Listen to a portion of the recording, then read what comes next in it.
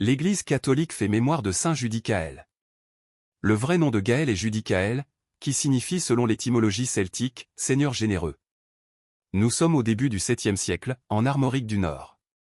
Fils de Judaël, roi de Domnonée, le nom ancien de cette région, le prince Judicaël est l'aîné d'une famille de 15 frères et sœurs.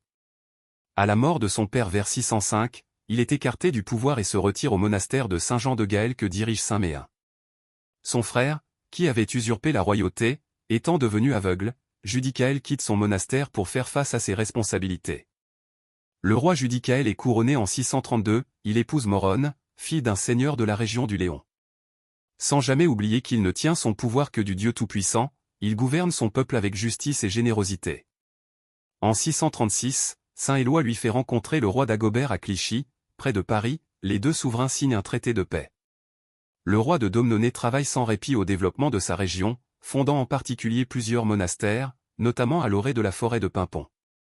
Lassé, dit-on, de l'exercice du pouvoir, Judicaël ne s'y accroche pas et en 640, il se retire à Saint-Jean de Gaël, où il meurt vers 650. Grande était sa réputation de sainteté, qu'illustre un épisode analogue à celui du manteau partagé par saint Martin. Alors que toute une troupe de cavaliers avait refusé d'aider un lépreux dans la traversée d'une rivière, Judicaël chargea le miséreux sur ses épaules. Après la traversée, sur l'autre rive, le lépreux se révéla être le Christ. La mémoire populaire a toujours vénéré dans le saint roi Judicaël le père des pauvres, le releveur des misérables et le fracteur, briseur, des orgueilleux. Saint Judicaël, priez pour nous. Évangile. Jésus, fils de David, fils d'Abraham. Alléluia, Alléluia. Viens, sagesse du Très-Haut. Toi qui régis l'univers avec force et douceur. Enseigne-nous le chemin de vérité. Alléluia. Évangile de Jésus-Christ selon saint Matthieu. Généalogie de Jésus, Christ. Fils de David, fils d'Abraham. Abraham engendra Isaac. Isaac engendra Jacob. Jacob engendra Juda et ses frères. Juda, de son union avec Tamar, engendra Pharé et Zara. Pharé engendra Esrom. Esrom engendra Aram. Aram engendra Aminadab. Aminadab engendra Nasson. Nasson engendra Salmon. Salmon, de son union avec Rahab, engendra Bouz. Bouz, de son union avec Ruth, engendra Jobed. Jobed engendra Jessé. Jessé engendra le roi David. David, de son union avec la femme d'Ouria, engendra Salomon. Salomon engendra Roboam. Roboam engendra Abia. Abia engendra Asa. Asa engendra Josaphat. Josaphat engendra Joram.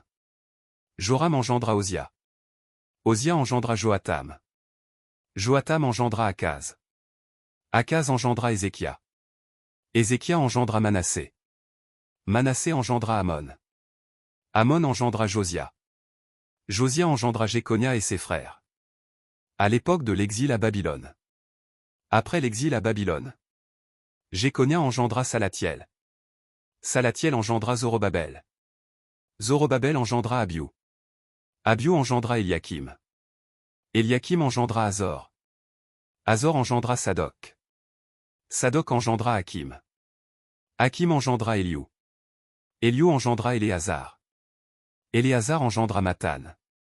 Mathan engendra Jacob.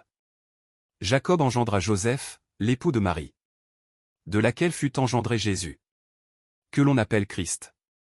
Le nombre total des générations est donc, depuis Abraham jusqu'à David, 14 générations. Depuis David jusqu'à l'exil à Babylone, 14 générations. Acclamons la parole de Dieu. Louange à toi Seigneur Jésus.